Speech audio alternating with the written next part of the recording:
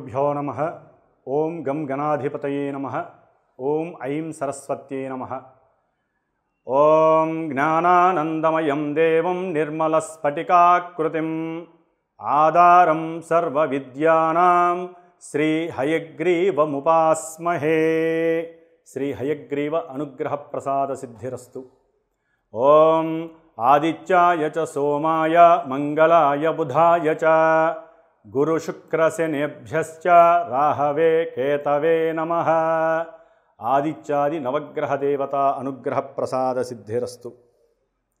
అశ్విన్యాది రేవతీ నక్షత్ర పర్యంతం ఉన్నటువంటి మేషరాశి నుండి మీనరాశి వరకు మనకి ఉన్నటువంటి ద్వాదశ రాశుల యొక్క ప్రభావము అనంత ఈ భూమండలంలో ఉన్నటువంటి జీవకోటి పైన ముఖ్యముగా స్త్రీ పురుషులైనటువంటి మానవుల మీద వారి చేసుకున్నటువంటి పూర్వజన్మ కృత పుణ్యము పాపముల మీద ఆధారపడి ఈ జన్మలో వారి యొక్క పర్సనల్ వ్యక్తిత్వ జాతకరీత్యా లగ్నము అట్లాగే చంద్రుడు యొక్క నక్షత్రము చంద్రరాశి తర్వాత వారికి ప్రస్తుతము జరుగుతున్నటువంటి దశలు అంతర్దశలు విదశలు వీటి మీద ఆధారపడి ప్రస్తుతము వారి యొక్క జాతకరీత్యా ఉన్నటువంటి ఆ యొక్క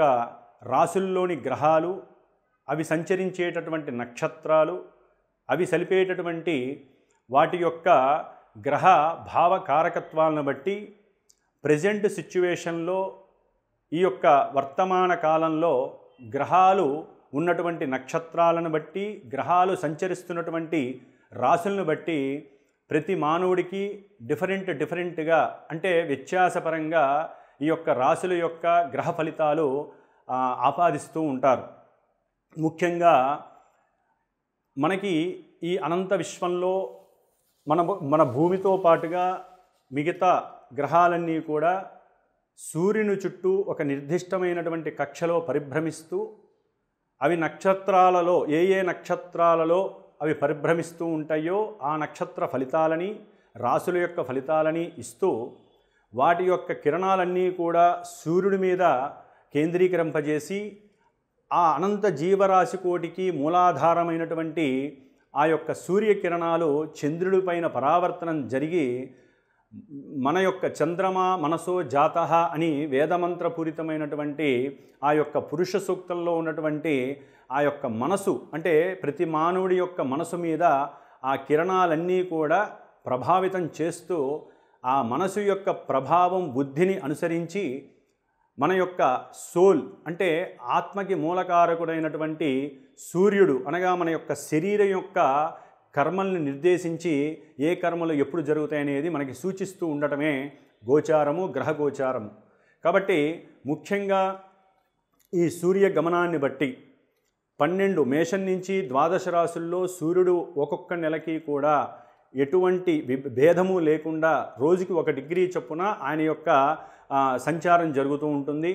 మరి అందులో ఇప్పుడు కుంభంలో ఉన్నటువంటి ఆ యొక్క సూర్య భగవానుడు మీనరాశి అనగా 12వ రాశిలోకి ఆయన యొక్క చలన యొక్క ప్రభావం ఆయన సంచరించేటటువంటి ప్రభావం మేషరాశి నుంచి మీనరాశి వారికి ఏ విధమైనటువంటి ప్రభావాలు ఈ యొక్క సూర్యుడు మనకి ఇస్తాడు అనేటటువంటి విషయ పరిజ్ఞానము అట్లాగే మాస ఫలితాలలో ముఖ్యంగా ఈ యొక్క సూర్యుని యొక్క సంక్రమణ ఫలితాలు అంటే మీనరాశి యొక్క సంక్రమణ ఫలితము ఆయన మీనరాశిలోకి సంచరించే సమయంలో కుజుడు ఎక్కడున్నాడు అట్లాగే బుధుడు ఎక్కడున్నాడు శుక్రుడు ఎక్కడున్నాడు ఈ యొక్క 4 గ్రహాల యొక్క ప్రభావము అట్లాగే 2.5 రోజులకి చంద్రుడు సంచరించేటటువంటి ప్రభావము ఆ తదుపరి మరి సంవత్సర కాలంలో లాంగివిటీగా అంటే ఎక్కువ కాలం రాశుల్లో ఉండేటటువంటి గురుడు శని రాహుకేతువులు ఉన్నటువంటి స్థానం యొక్క ప్రభావాలను అనుసరించి మరి మేషరాశి నుంచి మీనరాశి వారి వరకు ఏ ఈవెంట్స్ మనకి ప్రభావితం చూపిస్తాయి ఏ విధమైనటువంటి పరిస్థితులు ఆ రాశివారు అనుభవిస్తారు శుభంగా అట్లాగే ఇబ్బందికరమైనటువంటి పరిస్థితులు అనేవి గనక మనం పరిశీలిస్తే ఈ యొక్క మీనరాశిలోకి రవి ప్రవేశించేటటువంటి సమయము మార్చి 15వ తేదీ నుండి మరలా ఆయన రేవతి నక్షత్ర పర్యంతం 14వ తేదీ ఏప్రిల్ నెల వరకు కూడా ఆ మీనరాశిలో 3 నక్షత్రాలలో పూర్వాభాద్ర నక్షత్రం 4వ పాదం, ఉత్తరాభాద్ర నక్షత్రం 4 పాదాలు, రేవతి నక్షత్రం 4 పాదాల్లో సంచరించేటప్పుడు ఆయన మనకి కలుగజేసేటటువంటి పరిస్థితులు ఏ విధంగా ఉంటాయి, మేషరాశి వారి నుంచి మీనరాశి వారి వరకు ఏ విధంగా ఉంటాయనే విషయాన్ని పరిశీలించగా, అదేవిధంగా మీనరాశిలో ఎప్పటి నుంచో రాహువు పాపగ్రహమై ఆ రాశిలో చారజలుపుతూ ఉన్నాడు. అట్లాగే శని భగవానుడు ఈ మార్చి 29 అర్ధరాత్రి అనగా 30వ తేదీ నుండి మీనరాశిలోకి గ్రహప్రవేశం జరుగుతుంది. అట్లాగే శుక్రుడు బుధుడు మనకి ఆల్రెడీ దాంట్లో ప్రవేశించే ఉన్నారు. అట్లాగే శుక్రుడు మార్చి 2వ తేదీ నుండి వక్రగతి పొందినే ఉన్నాడు. అట్లాగే మనకి బుధుడు 15వ తేదీ మార్చి 15వ తేదీ నుండి కూడా ఆ బుధుడు వక్రగతిని పొంది వారిచ్చేటటువంటి ఫలితాలు చాలా రకరకాలుగా అటు శుభాలను ఇస్తారు, ఇటు ఇబ్బందికరమైనటువంటి ప్రతికూల ప్రభావాలని కూడా వివిధ రాశుల వారికి కలుగజేస్తూ ఉంటారు. కాబట్టి అవి ఏ విధమైనటువంటి ప్రభావాల్ని సూచిస్తాయి అనేటటువంటి విషయాన్ని చక్కగా మనందరం కూడా తెలుసుకొని ఏ ఆరాధన ఏ గ్రహం అయితే మూలంగా మనల్ని ఇబ్బంది పెడుతుందో ఆ గ్రహానికి సంబంధించినటువంటి స్తోత్రాన్ని దీపారాధనల్ని చేసుకుంటూ మనం ఆ నెల రోజులు కూడా ఆ యొక్క గ్రహ సంరక్షణని కోరుకుంటూ ఆ గ్రహ శాంతిని కనుక చేసుకున్నట్లయితే మన యొక్క ముఖ్యము భాస్కర అంటే ఆరోగ్యం భాస్కరాదిచ్చేత్, సూర్యుడు మన యొక్క సోల్ అంటే మన యొక్క ఆత్మని నిగ్రహించేవాడు, ఆత్మని ప్రబోధిస్తూ మనకి ఎన్నో రకాలైనటువంటి శరీర రుగ్మతల్ని నివృత్తి చేసేటటువంటి వాడు, మన మనసుని ప్రభావితం చేసేవాడు సూర్యుడే. కాబట్టి ఆ సూర్యుడు మీనరాశిలోకి ప్రవేశించిన తర్వాత ఏ విధంగా ఆ రాశుల వారికి ప్రభావం ఉంటుందో మనం తెలియపరుచుకుందాం.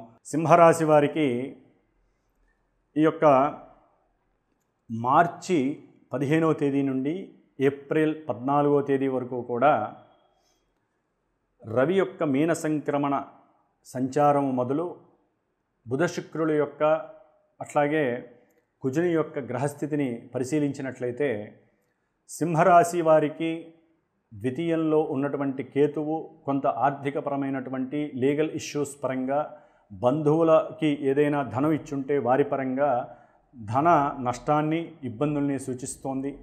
అట్లాగే సింహరాశి వారికి సప్తమంలో ఉన్నటువంటి శని వేధాకారకుడిగా ఉంటూ అటు ఆరోగ్యాన్ని ఇబ్బంది పెడుతూ అనారోగ్య సూచనల్ని, అనారోగ్యపరంగా కొన్ని ఇబ్బందులని, మోకాల నొప్పుల్ని, అట్లాగే కొన్ని రకాలైనటువంటి ప్రయాణాల యందు భార్యతో చేసేటటువంటి ప్రయాణాదుల యందు వాగ్వాదాలు, కోపాలు, తాపాలు, లేకపోతే నిదానంగా ఆలస్యంగా రెడీ అవటం ద్వారా వారి మధ్య అంటే భార్యాభర్తల్లో ఎవరైనా సరే వారి మధ్య కొంత అలసత్వం వహించటం వలన కాస్త ప్రయాణం క్యాన్సిల్ అవ్వటం, ప్రయాణపరంగా కొన్ని ఇబ్బందులు ఎదురవటం ద్వారా ఒకరికొకరు మాట్లాడుకోకపోవటం, ఇబ్బందులు పడడం అనేవి కూడా జరిగేటటువంటి పరిస్థితులు కనిపిస్తున్నాయి.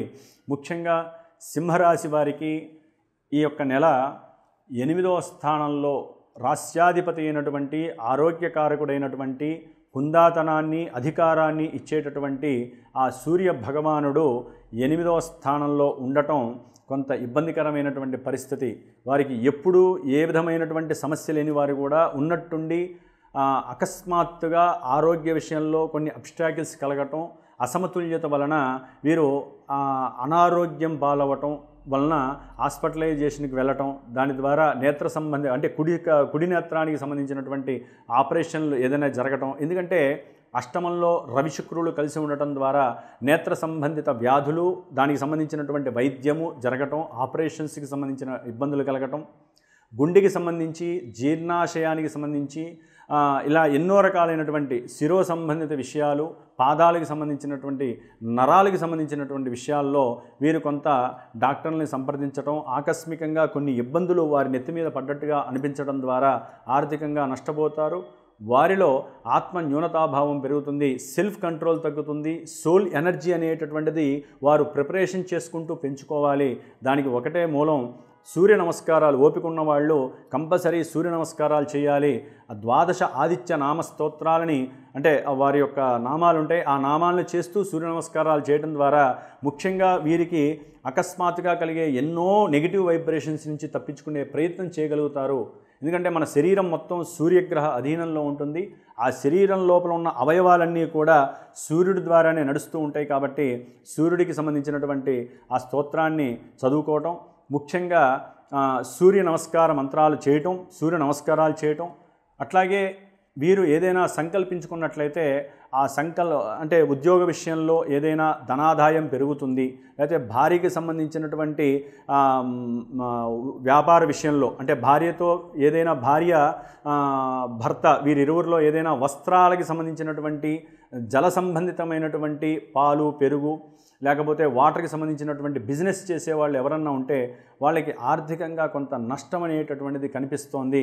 అంటే భాగస్వామ్యంలో కొన్ని రాసుకున్నటువంటి వ్రాతలు, ఇచ్చినటువంటి మాటలు, వారు అనుకుని రెడీ చేసుకున్నటువంటి కొన్ని నకళ్ళు మిస్ అవ్వటం ద్వారా వీళ్ళ మధ్య కొంత ఇబ్బందికరమైనటువంటి వాగ్వాదాలు జరుగుతాయి, మాట పెరుగుతాయి. లేకపోతే వీరికి వచ్చినటువంటి లాభంలో వీరికి సరైనటువంటి పోషణ లేకపోవటం, అది ఒకరికి ఎక్కువ ఒకరికి తక్కువ అనేటటువంటి మాట మాట్లాడుకోవటం, నేను ఎక్కువ కష్టపడ్డానని అనుకోవటం, ఇలాంటి వాటి వలన కూడా వీరి మధ్య వైరం పెరిగి ఆ యొక్క ధనం బదులు నష్టం కనిపించడానికి అవకాశం ఉంది.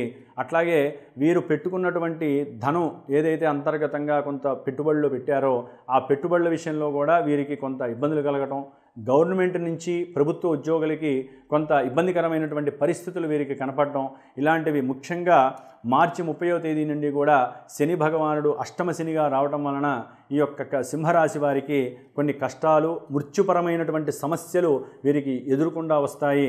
ముఖ్యంగా ధనపరంగా, భార్యపరంగా, అట్లాగే ఆరోగ్యపరంగా గవర్నమెంట్ ఉద్యోగులకైతే చాలా ఇబ్బందులు కలిగేటటువంటి పరిస్థితులు కనిపిస్తున్నాయి. కాబట్టి సూర్య నమస్కారం చేయండి. అట్లాగే శనీశ్వరుడికి కాస్త మార్చి 30 తర్వాత దానాదులు చేయండి.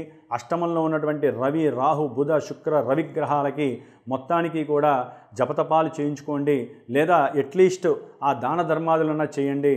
దానివల్ల కాస్త ఉపశమనం కలుగుతుంది. ఈ యొక్క గోచార ఫలితాలు ఎంతోమంది, ఎన్నో లక్షల మంది, కోట్ల మంది యొక్క నక్షత్రాలు ఉంటారు, వారి యొక్క రాశులు ఉంటాయి. ఈ ప్రభావం అనేది మొత్తం హోల్ యూనివర్స్గా జరుగుతూ ఉంటుంది. అంటే మనం చర్చించేవన్నీ కూడా గ్రహాలు ఏ రాశుల్లో ఉన్నాయని మాత్రమే చర్చిస్తాం. ఏ రాశుల వారికి ఎంతవరకు సగటు ప్రమాణంతో ఈ యొక్క ఫలితాలు కనిపిస్తాయని మాత్రం మనం తెలుసుకోగలుగుతున్నాం. ఇది ఒక విశేషమైనటువంటి పండగ. ఎందుకంటే నవగ్రహాల గురించి వినటమే ఒక పండగ. ప్రతిరోజు మనం వాటి గురించి తెలుసుకోవడం చాలా విశేషమైనటువంటి విధి. మరి జన్మజాతక రీత్యా వారికి దశలు, అంతర్దశలు, విదశలు, అట్లాగే జాతకంలో ఉన్నటువంటి గ్రహస్థితి, ఇప్పుడు గ్రహస్థితి అనుకూలంగా ఉన్నప్పటికీ గోచారంలో జాతకరీత్యా వారికి ప్రతికూలంగా ఉంటే ఆ ప్రతికూలమైనటువంటి పరిస్థితి ఇప్పుడు అనుకూలం కాదు. కాబట్టి అందరికీ కూడా చెప్పినవన్నీ జరుగుతాయనేటటువంటి నిర్దేశితమైనటువంటి పరిస్థితులు కనపడవు. కాబట్టి ఎవరైనా సరే గోచారంలో ఆ గ్రహాలకు సంబంధించినటువంటి స్తోత్రాలు చదువుకోవటం, దైవారాధన చేసుకోవటం, దైవాన్ని నమ్మటం, మనం ఎలా ఉంటే మంచిది అని మాత్రమే మనకి నిర్దేశపూర్వకంగా తెలుస్తుంది. కానీ ఈవెంట్స్ వైజు వివాహము, విద్య, అట్లాగే కలత్ర సౌఖ్యము, సంతానము, ఇట్లా ముఖ్యమైన ఏవైతే ఉంటాయో ఈవెంట్స్ అవన్నీ కూడా వారు పుట్టినటువంటి సమయంలో లగ్నరీత్యా మాత్రమే అవి ఆ పరిధిని కలిగి ఉంటాయి. కాబట్టి ఎవరైనా సరే వారి యొక్క లగ్నము, దశలు, అంతర్దశల రీత్యా ప్రెజెంట్ గోచారంలో ట్రాన్సిస్ట్లో వారి యొక్క గ్రహస్థితులు ఏ విధంగా ఉన్నాయనేది బేరీజ్ వేసుకుంటే మాత్రమే వారికి ఫలితాలు సత్ఫలితాలుగా ఉంటాయి. ఏదైనా జ్యోతిష్యం అనేటటువంటిది ధైర్యాన్ని నింపేటటువంటి శాస్త్రమే కానీ అధైర్యాన్ని, అట్లాగే అపనమ్మకమైనటువంటి శాస్త్రం కాదు. ఇది నిరూపణ లేనటువంటి శాస్త్రం. ఎందుకంటే ప్రతినిత్యము మనం దాన్ని అనుభవిస్తున్నాం కాబట్టి దీనికి నిరూపణ అనేది ఉండదు. నిత్యము సూర్య చంద్రగ్రహాల యొక్క అనుగ్రహం చేత మనిషి యొక్క శరీరము, ఆరోగ్యము, మనసు ఇవన్నీ ప్రభావితం అవుతూ ఉంటాయి. కాబట్టి గోచార ఫలితాలు వినటం భగవంతుడు, ఋషులు మనకి ఇచ్చినటువంటి వరంగా భావించండి. దీంట్లో ఎటువంటి ఇబ్బందులు లేవు. కాబట్టి జ్యోతిష్యాన్ని నమ్మండి, పరిహారాలు ఆచరించండి. మనకి ఏది కావాలో అది గ్రహాలు, దైవము మనకి కంపల్సరీ మనకి ఇస్తాయి అంటంలో అతిశయోక్తి లేదు. ఓం శ్రీమాత్రే నమః.